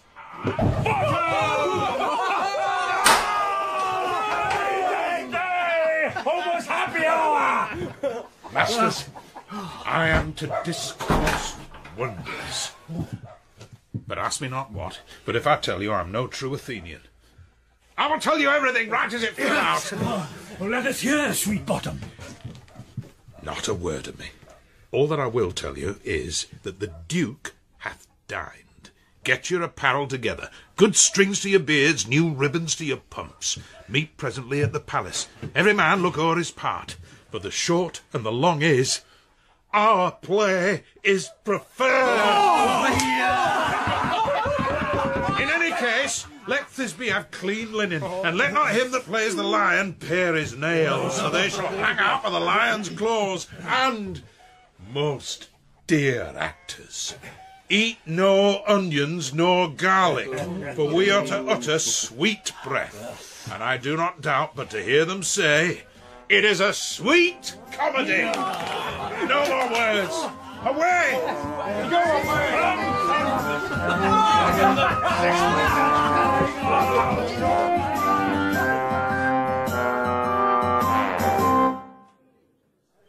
'Tis strange, my Theseus, that these lovers speak of. More strange than true. I never may believe these antique fables, nor these fairy toys. Lovers and madmen have such seething brains, such shaping fantasies that apprehend more than cool reason ever comprehends. The lunatic, the lover, and the poet are of imagination all compact. One sees more devils than vast hell can hold, that is the madman. The lover, all as frantic, sees Helen's beauty in a brow of Egypt. The poet's eye, in fine frenzy rolling, doth glance from heaven to earth, from earth to heaven. And as imagination bodies forth the forms of things unknown, the poet's pen turns them to shapes, and gives to airy nothing a local habitation and a name. Such tricks hath strong imagination, that if it would but apprehend some joy, it comprehends some bringer of that joy. Or in the night imagining some fear, how easy is a bush supposed a bear. But all the story of the night told over, and all their minds transfigured so together, more witnesseth than fancy's images, and grows to something of great constancy, but howsoever strange and admirable. And here come the lovers full of joy and mirth. Joy, gentle friends, joy and fresh days of love accompany your hearts. More than to us, wait in your royal walks, your board, your bed. Oh, come now. What masks, what dances shall we have to wear away this long age of 3 hours between our after-supper and bedtime? Where is our usual manager of mirth? What revels are in hand? Is there no play to ease the anguish of a torturing hour? Call Philostrate. Here, mighty Theseus. Say, what abridgment have you for this evening? What mask? What music? How shall we beguile the lazy time, if not with some delight? There is a brief how many sports are ripe. Make choice of which your highness will see first. The battle with the centaurs, to be sung by an Athenian eunuch to the harp. Well, none of that. A tedious brief scene of young Pyramus and his love Thisbe. Very tragical mirth. Merry and tragical. Tedious and brief. That is hot ice and wondrous strange snow. How shall we find the concord of this discourse? A play there is, my lord, some 10 words long, which is as brief as I have known a play, but by 10 words, my lord, it is too long, which makes it tedious. For in all the play there is not one word apt, one player fitted. And tragical, my noble lord, it is, for Pyramus therein doth kill himself, which, when I saw rehearsed, I must confess, made mine eyes water. But more merry tears, the passion of loud laughter never shed. What are they that do play? Hard-handed men that work in Athens here, which never laboured in their minds till now, and now have toiled their unbreathed memories with this same play against your nuptial. And we will hear it. No, my noble lord, it is not for you. I will hear that play. For never anything can be amiss when simpleness and duty tender it. Go bring them in. And take your places, ladies. I love not to see wretchedness o'ercharged, and duty in his service perishing. Why, gentle sweet, you shall see no such thing. He says they can do nothing in this kind. The kind are we to give them thanks for nothing. Our sport shall be to take what they mistake. And what poor duty cannot do, noble respect takes it in might, not merit. Where I have come, great clerks have purposed to greet me with premeditated welcomes. Where I have seen them shiver and look pale, make periods in the midst of sentences, throttle their practised accent in their fears, and in conclusion, dumbly have broke off not paying me a welcome. Trust me, sweet, out of this silence yet I picked a welcome.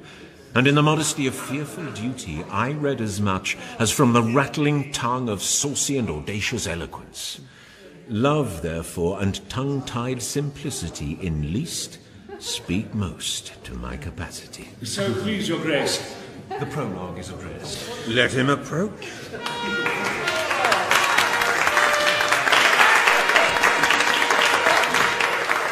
If we offend, it is with our good will, that you should think we come not to offend, but with good will, to show our simple skill That is the true beginning of our end. Consider then, we come in despite. We do not come as minding to content you. Our true intent is all for your delight.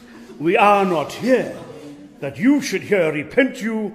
The actors are at hand, and by their show you shall know all that you are like to know. This fellow doth not stand upon points. He hath rid his prologue like a rough colt. He knows not the stop. A good moral, my lord. It is not enough to speak, but to speak true. Indeed, he hath played on his prologue like a child on a recorder, a sound, but not in government. His speech was like a tangled chain, nothing impaired, but all disordered. Who is next?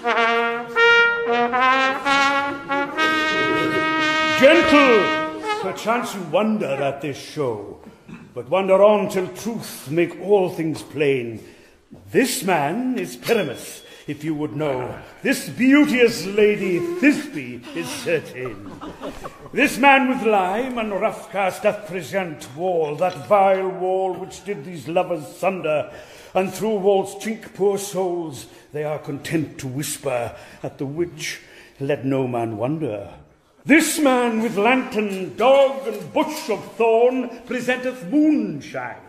For, if you will know, by moonshine did these lovers think no scorn to meet at Ninus' tomb, there to woo.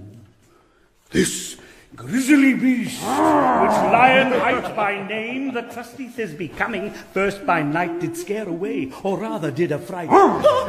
And as she fled her mantle, she did fall, which Lion, vile with bloody mouth, did stain. Anon comes Pyramus, sweet youth and tall, and finds his trusty Thisbe's mantle slain, where it, with blade, with bloody, blameful blade, he bravely broached his boiling, bloody breath. And Thisbe, tarrying in mulberry shade, his dagger drew and died. For all the rest, let lion, moonshine, wall, and lovers twain at large discourse, while here they do remain. I wonder if the lion be to speak. No wonder, my lord. One lion may when many asses do. In this same interlude it doth befall that I, one Snout by name, present a wall, and such a wall as I would have you think that had in it a crannied hole or chink, through which the lovers Pyramus and Thisbe did whisper often, very secretly. This loam, this rough cast, and this stone doth show that I am that same wall. The truth is so, and this the cranny is, right and sinister, through which the fearful lovers are to whisper. Would you desire Lime and Hair to speak better? It is the wittiest partition that ever I heard discourse, my lord. Pyramus draws near them all. Silence. Oh, grim-looked night. Oh, night, with you so black. Oh, night, which ever art when day is not. Oh, night, alack, alack, alack. I fear my Thisbe's promise is forgot. And thou, O wall, O sweet, O lovely wall, that stands between her father's ground and mine, thou wall, O sweet and lovely wall, show me thy chink to blink through with mine eye. Thanks, courteous wall, Jove shield thee well for this. But what see I?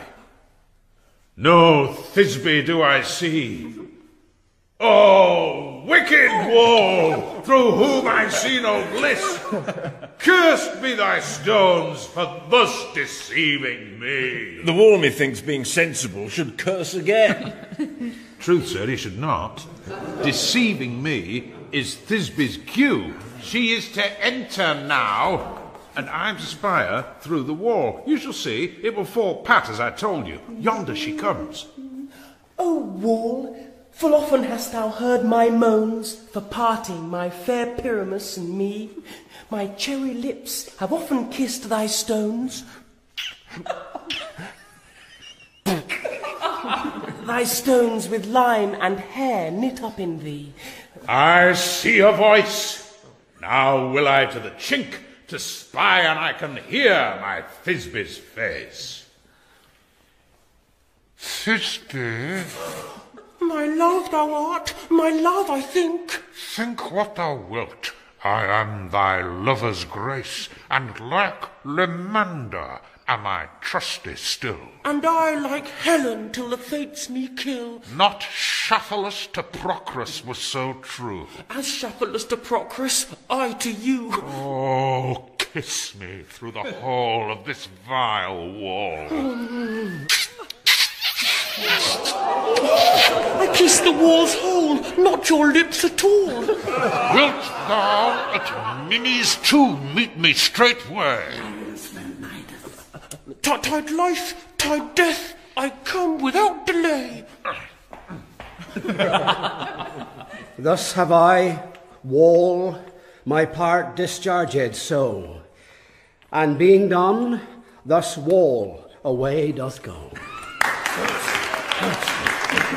Now is the mule raised between the two neighbours. No remedy, my lord, when walls are so wilful to hear without warning. This is the silliest stuff that ever I heard. The best in this kind are but shadows, and the worst are no worse, if imagination amend them. It must be your imagination, then, and not theirs. If we imagine no worse of them than they of themselves, they may pass for excellent men. Here come two noble beasts in, a man and a lion.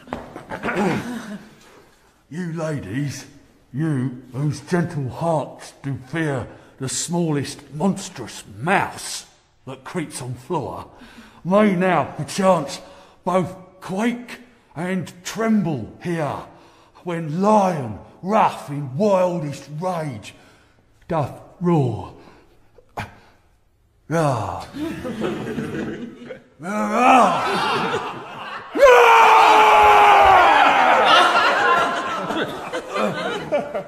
Then know that I, as Snug the joiner am, a lion fell, nor else no lion's dam.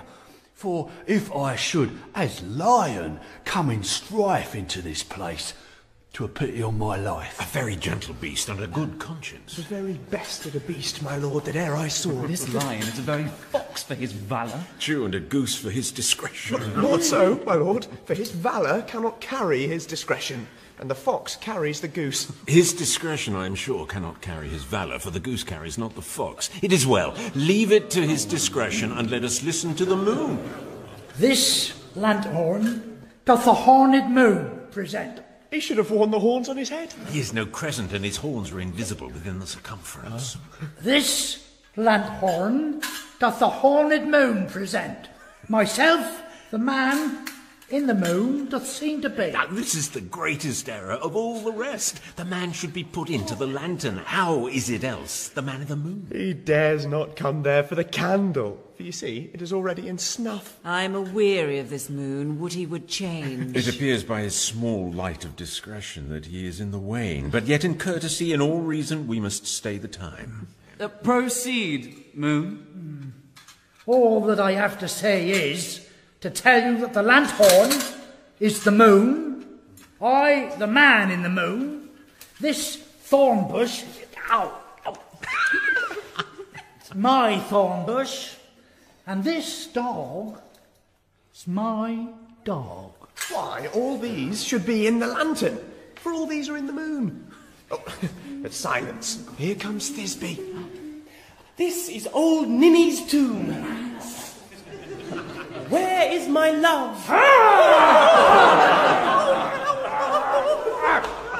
Well roared, lion. Well run, Thisby. Well shone, moon. Truly the moon shines with a good grace. Well-mouthed lion. And then came Pyramus. And so the lion vanished. Sweet moon, I thank thee for thy sunny beams. I thank thee, moon, for shining now so bright. For by thy gracious gold and glittering gleams I trust to take of truest Thisbe sight. But stay, O spite! But mark, poor knight, what dreadful dole is here. Eyes, do you see? How can it be?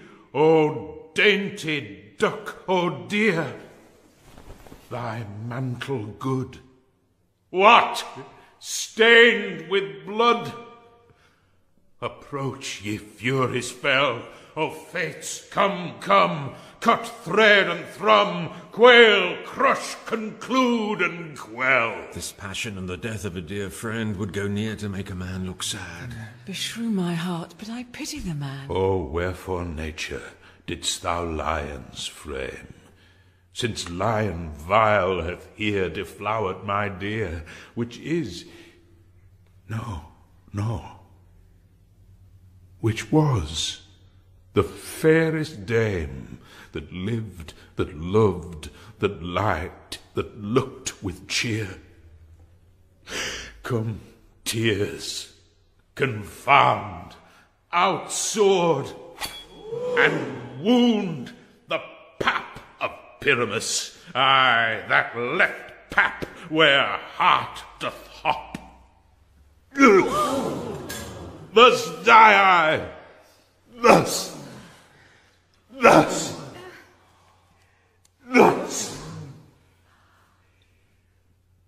Now am I dead, now am I fled, my soul is in the sky.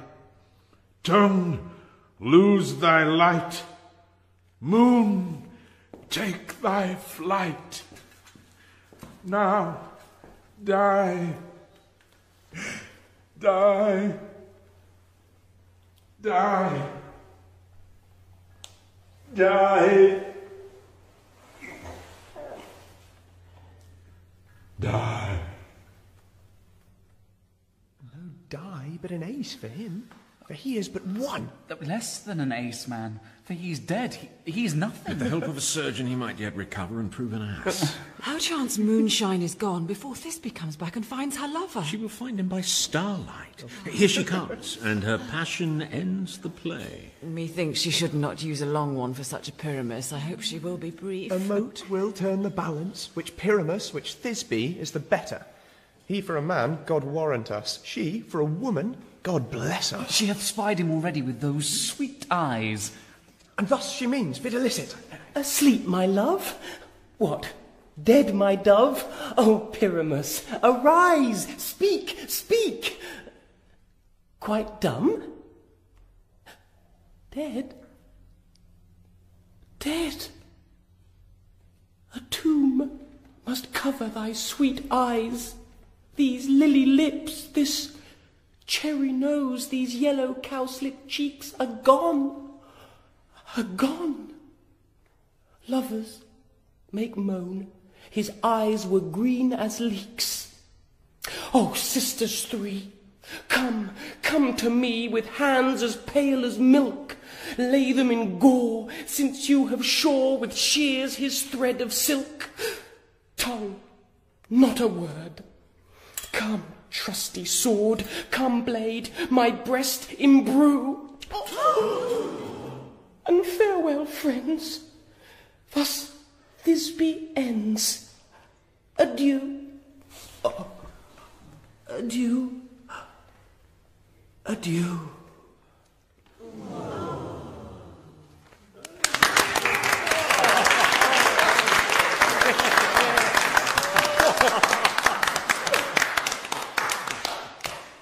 Moonshine and Lion are left to bury the dead. Aye, and Wall too.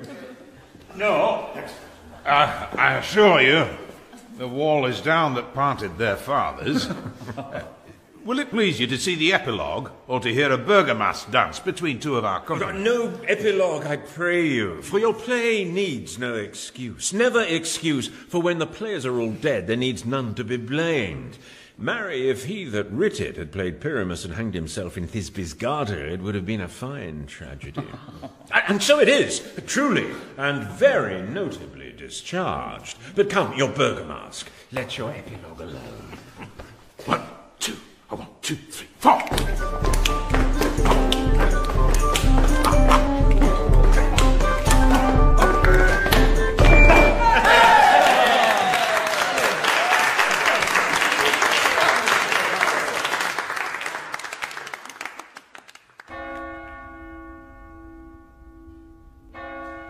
The iron tongue of midnight hath told 12.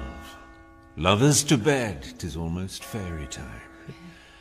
I fear we shall outsleep the coming morn as much as we this night have overwatched. This palpable gross play hath well beguiled the heavy gate of night.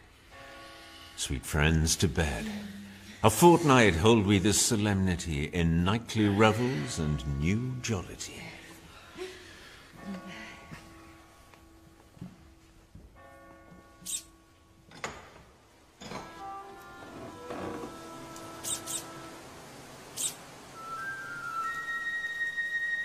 Now the hungry lion roars, and the wolf behowls the moon, whilst the heavy ploughman snores, all with weary task fordone. Now the wasted brands do glow, while the screech owl, screeching loud, puts the wretch that lies in woe in remembrance of a shroud. Now it is the time of night. The graves, all gaping wide, every one lets forth his sprite in the churchway paths to glide. And we fairies that do run by the triple Hecate's team from the presence of the sun, following darkness like a dream, now are frolic. Not a mouse shall disturb this hallowed house. I am sent with broom before, to sweep the dust behind the door.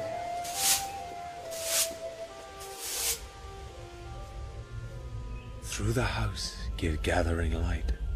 By the dead and drowsy fire, every elf and fairy sprite hop as light as bird from briar, and this ditty after me sing and dance it trippingly. First rehearse your song by rote, to each word a warbling note.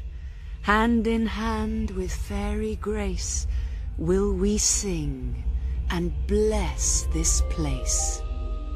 Now until the break of day, through this house each fairy stray. To the best bride bed will we, which by us shall blessed be, and the issue there create ever shall be fortunate. So shall all the couples three ever true in loving be, and the blots of nature's hand shall not in their issue stand. Never mole, hair lip, nor scar, nor mark prodigious such as are despised in nativity shall upon their children be. With this field due consecrate. Every fairy take his gate, and each several chamber bless, through this palace with sweet peace.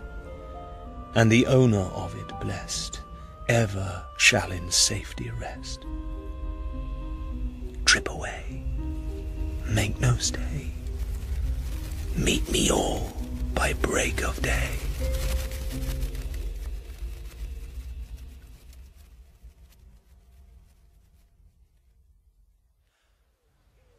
If we shadows have offended, think but this, and all is mended, that you have but slumbered here while these visions did appear, and this weak and idle seem no more yielding but a dream. Gentles, do not reprehend. If you pardon, we will mend. And as I am an honest Puck, if we have unearned luck, now to scape the serpent's tongue, we will make amends ere long. Else the Puck a liar call. So good night unto you all. Give me your hands, if we be friends, and Robin shall restore amends.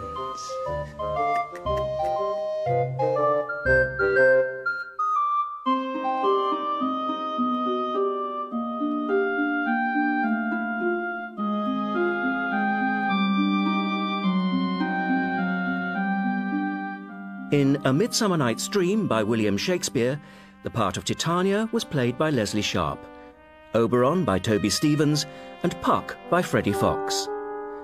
Theseus, Nicholas Farrell, Hippolyta, Emma Fielding, Hermia, Emerald O'Hanrahan, Helena, Anna Madeley, Lysander, Joseph Timms, and Demetrius was Ferdinand Kingsley.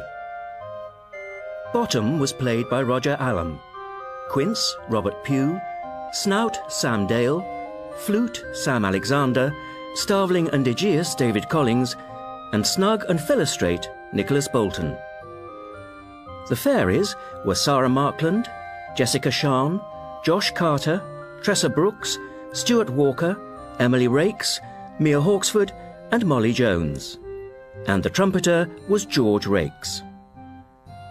The music was composed by Stephanie Nunn, and sound design by David Thomas.